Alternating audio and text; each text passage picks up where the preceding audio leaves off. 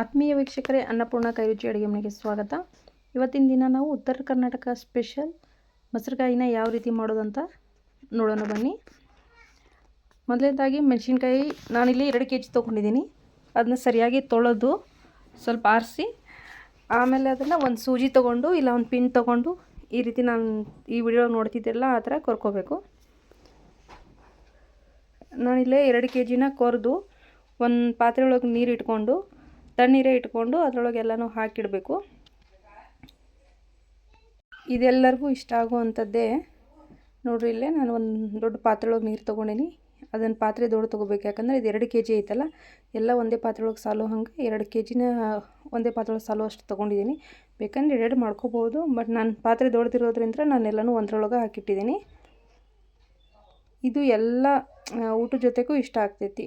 ನೀವು ಬೇಕಾದ್ರೆ ಮೊಸರನ್ನ ಜೊತೆ ತಿನ್ಬೋದು, ಇಲ್ಲ ಬಿಸಿಬೇಳೆ ಬಾತ್ ತಿನ್ಕೋಬೋದು, ಬೇರೆ ಏನು ಬೇಕಾದ್ರ ಜೊತೆನೂ ತಿನ್ಕೋಬೋದು. ಇದನ್ನು ಯಾವಾಗೂ ಬೇಸಿಗೆ ಕಾಲದೊಳಗೆ ಜಾಸ್ತಿ ಮಾಡಿ ಇಟ್ಕೊಂಡು ವರ್ಷಾನುಗಟ್ಲೆ ತಿಂತಾರೆ. ಇದನ್ನು ಮಾಡೋದಂದರೆ ತೀರಾ ಸುಲಭ, ಎಲ್ಲರೂ ಮಾಡ್ಕೋಬೋದು. ಆದರೆ ಮಾಡೋದಷ್ಟೇ ಕಷ್ಟ. ಇದು ಮೆಣಸಿನ್ಕಾಯಿ 2 kg ನಾವು ಮಾಡ್ಕೊತಿದ್ದೀವಿ. ಜಾಸ್ತಿ ಇನ್ನೂ ಬೇಕಂದ್ರೆ ಜಾಸ್ತಿನೂ ಮಾಡ್ಕೊತಾರೆ. ನಾನಿಲ್ಲೇ 2 kgನ ಮಾಡ್ಕೊತಿದ್ದೀನಿ. ಇದು ಮಾಡೋದು ಸ್ವಲ್ಪ ಕಷ್ಟ, ಆದರೆ ತಿನ್ನಬೇಕಾದ್ರೆ ನೀವು ಎಷ್ಟು ತಿಂದ್ರೂ ಅದು ಕಡಿಮೆನೇ ಅನಿಸ್ತೈತಿ. ನೋಡಿ, ಮೆಣಸಿನ್ಕಾಯಿ ಎಲ್ಲ ಕೊರೆದು ಇದನ್ನು ಒಂದು ರಾತ್ರಿ ಎಲ್ಲ ನೆನೆ ಇಟ್ಟು ಬೆಳಗ್ಗೆ ಅದನ್ನು ಹಿಂಗೆ ಸೋಯಿಸ್ಕೋಬೇಕು.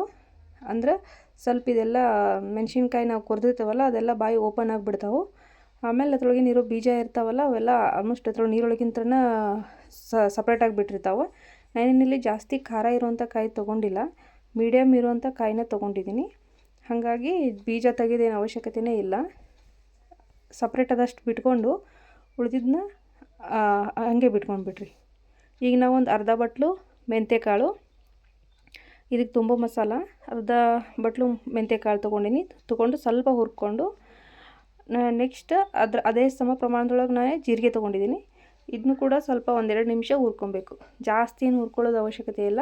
ಇದು ಸ್ವಲ್ಪ ಬಿಸಿ ಆಗಬೇಕು, ಅಂದರೆ ನಾವು ಮಿಕ್ಸರ್ಗೆ ಹಾಕಿದರೆ ಜಲ್ದಿ ಪೌಡ್ರ್ ಆಗೋ ಥರ ಬಿಸಿ ಮಾಡ್ಕೊಳ್ರಿ. ಇದನ್ನು ನೆಕ್ಸ್ಟ್ ನಾವು ಕೊತ್ತಂಬರಿ ಕಾಳನ್ನ ಅವೆರಡು ಪ್ರಮಾಣದಕ್ಕಿಂತ ಸ್ವಲ್ಪ ಜಾಸ್ತಿ ತೊಗೊಂಡಿದ್ದೀನಿ. ಇದನ್ನೂ ಅದೇ ರೀತಿ ಸ್ವಲ್ಪ ಕೆಂಪಾಗೋವರೆಗೂ ಹುರ್ಕೊಳ್ರಿ. ನೋಡಿರಿ, ಈ ಥರ ಹುರ್ಕೊಂಡು ಸ್ವಲ್ಪ ಚಟ್ ಅನ್ನೋ ಥರ ಉರಿಲಿ ಇವು, ಇಲ್ಲ ಅಂತಂದರೆ ಇವು ಕಾಳು ಹಾಗೆ ಉಳಿತಾವೆ.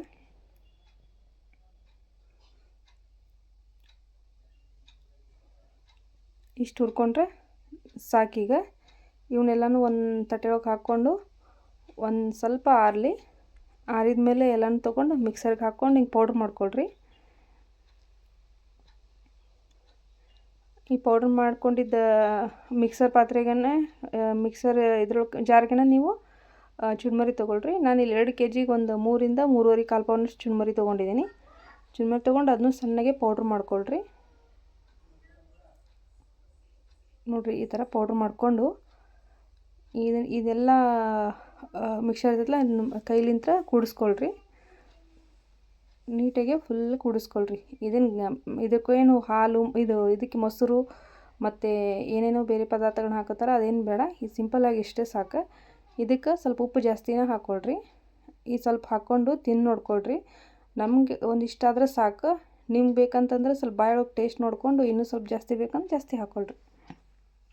ಈಗ ಮೆಣಸಿನ್ಕಾಯಿನೇ ಜಾಸ್ತಿ ಏನು ಬೀಜ ತೆಗೆದು ಬೇಡ, ಎಲ್ಲ ಹೋಗಿದ್ದಾವೆ, ಒಂದು 50% ಹೋಗಿರ್ತಾವೆ. ಸ್ವಲ್ಪ ಇವನ್ನ ಜಾಡಿಸ್ಕೊಳ್ಳೋದು. ಈಗ ತೊಗೋಬೇಕಂದ್ರೆ ಹಿಂಗೆ ಅದು ಪಾತ್ರೆಗೆ ಸ್ವಲ್ಪ ಜಾಡಿಸಿ ತೊಗೊಂಡು ಅದಕ್ಕೆ ಈ ಮಸಾಲಾನ ಈ ರೀತಿ ತುಂಬ್ಕೋಬೇಕು. ಅದಕ್ಕೆ ಮೊಸರು ಕಲಸಿ ಅದು ಏನು ಬೇಡ, ಒಣ ಪುಡಿನೇ ಹಾಕಿ ಹಿಂಗೆ ತುಂಬ್ಕೊಳ್ರಿ. ಅದರೊಳಗೆ ನೀರಿನ ಅಂಶ ಇರ್ತೈತೆ ಸ್ವಲ್ಪ ಮೆಣಸಿನ್ಕಾಯಿ ಒಳಗೆ, ಹಾಗಾಗಿ ಅದು ತಾನಾಗಿ ಗಟ್ಟಿ ಆಗ್ತಾವೆ. ಇವು ಮಾಡೋಕ್ಕೆ ಸ್ವಲ್ಪ ಟೈಮ್ ಹಿಡಿತೈತಿ. ನಾನಿಲ್ಲಿ ತುಂಬಬೇಕಂತಂದ್ರೆ ಒಂದು 2 ತಾಸಾದರೂ 2-2.5 ತಾಸು ತುಂಬಿದ್ದೇನೆ ಇವಕ್ಕೆಲ್ಲ ಮೊಸರುಕಾಯಿಗೆ. ಒಂದಿಬ್ಬರು 3 ಜನ ಇದ್ದರೆ ಜಲ್ದಿ ಆಗ್ತೈತಿ. ಒಬ್ಬರ ಅಂತಂದ್ರೆ ಒಂದು 2.5 ತಾಸು ಟೈಮ್ನ ತೆಗಿಬೇಕಾಗ್ತೈತಿ. ಇಷ್ಟಕೊಂಡು ತೊಗೊಂಡು ತುಂಬೋದು. ಅದೆಷ್ಟು ಬೇಕು ಅಷ್ಟೇ ಪುಡಿ ಹಿಡ್ಕೊತೈತಿ. ನಾವು ತುಂಬ್ಕೊತ ಹೋದ್ರೆ ಇದೇ ರೀತಿ ಹಿಂಗೆ ಮಾಡ್ಕೊತ ಎಲ್ಲ ಮೊಸರುಕಾಯಿನೂ ಈ ರೀತಿ ಮಸಾಲ ತುಂಬಿ ಇಟ್ಟಿದೆ ನೋಡಿರಿ. ಆದಷ್ಟು ಚಲೋ ಬಿಸಿಲಿರಬೇಕು. ಅಂಥ ಬಿಸಿಲೊಳಗೆ ಒಂದು 2 ದಿವಸದಿಂದ 3 ದಿನದೊಳಗೂ ಒಣಗ್ತಾವೆ. ಸ್ವಲ್ಪ ಮಳೆ ಟೈಮ್ ಒಳಗೆ ಏನಾರು ಮಾಡಿದ್ರೆ ಭಾಳ ಕಷ್ಟ ಆಗ್ತಿತ್ತು ಒಣಗಿಸೋಕೆ. ಈಗ ನೋಡಿರಿ ಇದು 3 ದಿನ ಒಣಗಿದಾವೆ. ಬಿಸಿಲು ಚಲೋ ಭಾಳ ಇತ್ತು, ಹಾಗಾಗಿ ಇದು 3 ದಿವಸ ಒಣಗಿಸಿದ ಮೊಸರುಗಾಯಿ ನೋಡಿರಿ. ಕೈ ಹಿಡಿದ್ರೆ ಸೌಂಡ್ ಬರ್ತಾವೆ ಕುರು ಕುರು ಅಂಥೇಳಿ. ಈ ರೀತಿ ಆಗಿದೆ ನೋಡಿರಿ. ಈಗ ಒಂದು ಸ್ವಲ್ಪ ಎಣ್ಣೆ ಇಟ್ಕೊಂಡು ನಿಮ್ಗೆ ಇದನ್ನು ಮೆಣಸಿನ್ಕಾಯಿನ ಕರೆದು ತೋರ್ಸಾಕತ್ತೀನಿ. 4ರಿಂದ 5 ಮೆಣಸಿನ್ಕಾಯಿನ ಅಷ್ಟೇ ಹಿಂಗೆ ತೊಗೊಂಡು ಕರೆದು ನಾನು ವಿಡಿಯೋ ಸಲುವಾಗಿ ತೋರ್ಸಾಕತ್ತೀನಿ. ನಾನಿವಾಗ ಮನೆಯೊಳಗೆ ಬಿಸಿಬೇಳೆ ಬಾತ್ ಮಾಡ್ಕೊಂಡೇನಿ. ಅದಕ್ಕೆ ನಾನು ಅದ್ರ ಜೊತೆಗೆ ಈ ಮೆಣಸಿನ್ಕಾಯಿನ ಟೇಸ್ಟ್ ಮಾಡಕತ್ತೀವಿ.